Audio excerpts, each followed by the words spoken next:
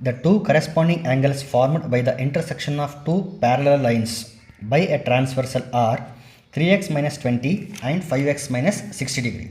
Then the value of 4x plus 30 degree is. Options are 130, 150, 90, 110 degree. This question was asked in 2024 December CTET.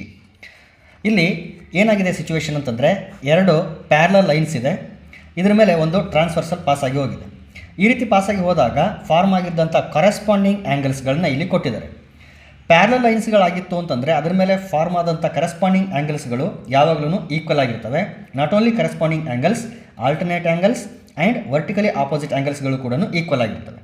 So ಅವುಗಳು ಯಾವ ಫಾರ್ಮಲ್ಲಿ ಇರುತ್ತೆ ಅಂತಂದರೆ, corresponding angles F ಆಕಾರದಲ್ಲಿದ್ದರೆ, vertically opposite angles X ಆಕಾರದಲ್ಲಿರ್ತವೆ ಮತ್ತು alternate angles Z ಆಕಾರದಲ್ಲಿರ್ತವೆ. ಇಲ್ಲಿ corresponding angles ಕೊಟ್ಟಿರೋದು ಯಾವ್ದು ಅಂತಂದರೆ 3x ಮೈನಸ್ 20 ಮತ್ತು 5x ಮೈನಸ್ 60. ಈ ಎರಡು ಕರೆಸ್ಪಾಂಡಿಂಗ್ ಆ್ಯಂಗಲ್ಸ್ ಅಂತ ಇಲ್ಲಿ ಕೊಟ್ಟಿದ್ದಾರೆ. ಸೊ ಈ ಎರಡು ಕರೆಸ್ಪಾಂಡಿಂಗ್ ಆ್ಯಂಗಲ್ಗಳು ಈಕ್ವಲ್ ಆಗಿರಬೇಕು. Therefore 3x minus 20 degree should be equal to 5x minus 60 degree.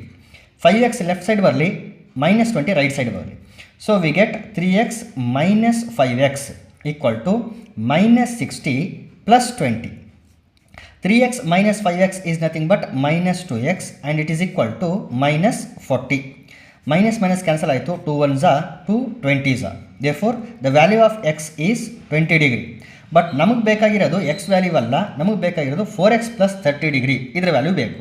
So ಇಲ್ಲೇನು x ಕಾಣ್ತಾ ಇದೆ ಆ ಪ್ಲೇಸಲ್ಲಿ x equal to 20ನ ಸಬ್ಸ್ಟಿಟ್ಯೂಟ್ ಮಾಡೋಣ. ಏನು ಕಂಡುಹಿಡಿಬೇಕು ನಾವು? 4x plus 30. So 4 into x ಅಂತಂದರೆ 20 plus 30. 4 2s are 8, that is 80 plus 30. 8 plus 9 ಸಾರಿ ಎಷ್ಟು 8 plus 3 11 110 degree. Therefore 4x plus 30 value ಎಷ್ಟು ಅಂತಂದರೆ 110 degree. Option D is correct.